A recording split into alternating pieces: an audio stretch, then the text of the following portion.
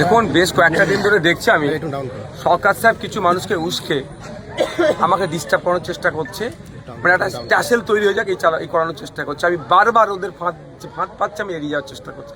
আজকে আমরেশ্বরে সন্ধ্যার পরে একটা মিটিং ছিল, যাওয়ার পথে মৌলিমুকুন্দি একটা জায়গাতে যেখানে প্রধান অঞ্চলের প্রধানের উঠা বসা করে, সেই যে মাচা থেকে অকথ্য ভাষায় খারাপ ভাষায় কথাবার্তা, মহিলারা র্যালি করে যাচ্ছিল তাদের সম্পর্কে।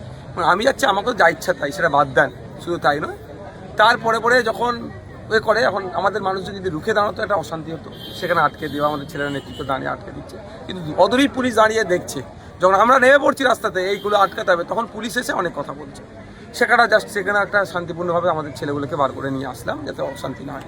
এখানে প্রোগ্রাম চলছিল চরিশ্বরে, ব্যবসা 1 নম্বর অঞ্চলে। এখানে এসে প্রোগ্রাম ভালো চলছিল, এখানে গাড়ি ছিল, হঠাৎ থেকে এখানকার লাইট, এই মাঠে গাড়ি রাখা ছিল, এখানে লাইট বন্ধ। এখানে যে জাস্ট আমি প্রোগ্রাম শেষ করবো, গাড়ি ছাড়বে, আমার ড্রাইভার বলছে যে লাইট বন্ধ করে দিয়ে পিছন দিকে ইট ছুঁড়েছে, গাড়ি কাছে গাড়ি ভেঙে গেছে।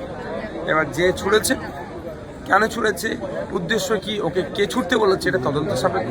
প্রশাসন যিনি আছেন এখানকার জেনারেল, তারা তাকে ধরে নিয়েছে যে ছুঁড়েছে। কারণ আমার ছুঁড়ার সাথে সাথে সে ছুটে পালাচ্ছে, আমার ড্রাইভার গাড়ি থেকে নেবে, কিন্তু তাকে দেখেছে।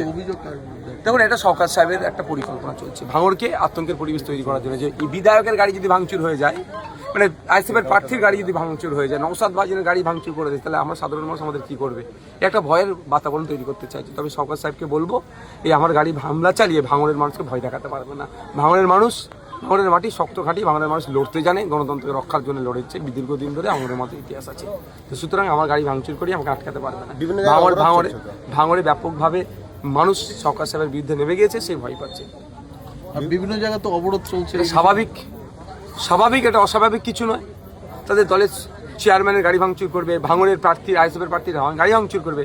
আইএসএফের শুধু মেম্বাররা নাবেনি, সাধারণ মানুষও নেমে গিয়েছে। যখন আমার কাছে খবর আসলো প্রশাসনের পক্ষ থেকে এবং ভিডিও দেখেছি, একে ডিটেন করেছে, অ্যারেস্ট করেছে, তখন আমি সাথে আমি আমার যে চ্যানেল থেকে আমরা মালা দিয়েছি, যখন গ্রেফতার করে নিয়েছে, তাহলে আর এটাকে কন্টিনিউ করার কোনো প্রশ্ন নেই, সেটাকে প্রত্যাহার করা হচ্ছে। তাহলে কি চারিদিকে অবরোধ তুলে নেবে? হ্যাঁ, অবশ্যই বলে দেওয়া হচ্ছে।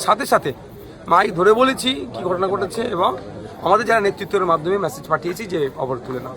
শুধুমাত্র আপনার নয়, বারবার আইএসএফ কর্মীদের উপরও ব্যাপকভাবে হামলা চলছে, এটা নিয়ে কি বলবেন? এইটা চালাচ্ছে সরকার সাহেব ভয় পেয়েছে এখানে হারার। আর কত ভোটে হারবে সেটা তিনি আর গুনে উঠতে পারছেন না। যে যাচ্ছিস তাই এসে বলছে দাদা লিড করিয়ে দেবো, তিনি তার প্রাথমিকভাবে হ্যাঁ বললো, তিনি হিসাব করছেন যে কত ভোটে হারবেন। আগে উনি কত ভোটে হারাবেন ভেবেছিল, এখন যত দিন যাচ্ছে উনি নিজে কত ভোটে হারবেন সেই অঙ্ক করছে। সেই আতঙ্কে এই ধরনের হামলা চালাচ্ছে তার লোকজনকে দিয়ে।